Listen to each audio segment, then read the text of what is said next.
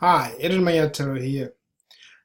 Today I just want to talk about why you need to be specific in your goals. Okay, because a lot of people, right, they write goals or they have goals, but they are never really specific on what they want, right? And that alone has a lot of problems, right?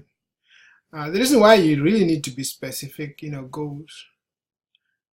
Well, I really don't know why it works, but it always works when you are really specific in your goals, right? And because a lot of people, if you ask them, what do you want, right? For example, they would tell you that I want a car, but you got to be specific what kind of car you want. You got to be specific when you want the car, right? Actually, the best way to do it is that you got to actually see yourself having that car on a particular day. It doesn't always come on that particular day, but it will ultimately come, right? Which is good.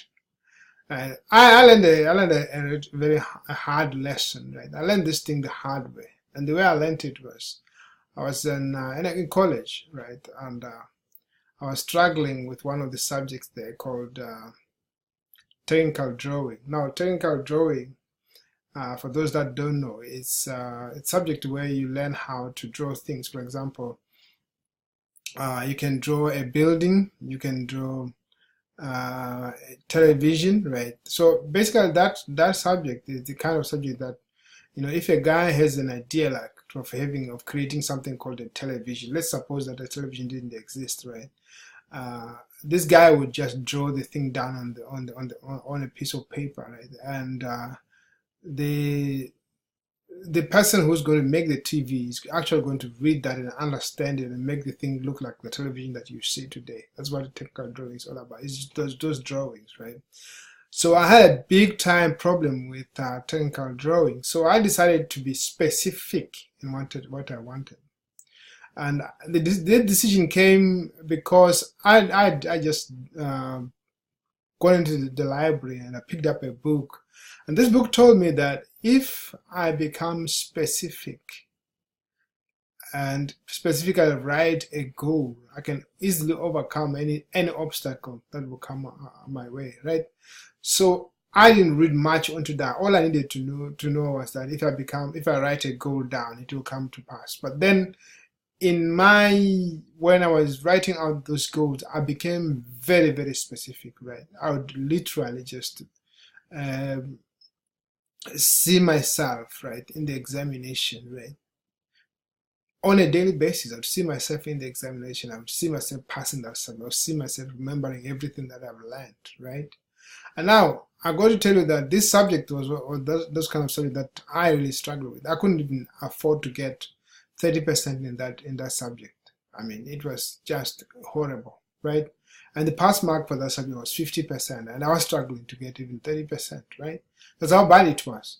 And my teacher tried as much as he could to help me out, but despite the fact that he was trying to help me out, there was no progress whatsoever, right? I still struggled, and he finally gave up, right? And I started this visualization thing, if you like, or this writing the goals or meditating, whatever you may call it, meditating on that particular exam. I started it like 2 years before the exams, right? And throughout those 2 years, I was struggling. I never managed to go past that 30% mark, right?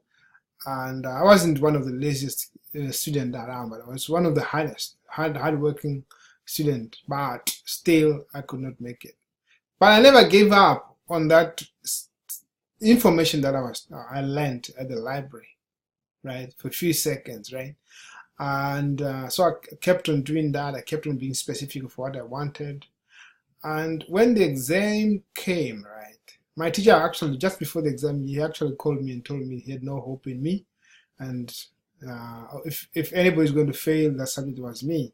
So I specifically told him that I'm actually going to pass it, right? If ever been that confident, even if you know that you're not really good at it. I was so confident, so I told him, I'm going to do this thing. So when the exam came, right,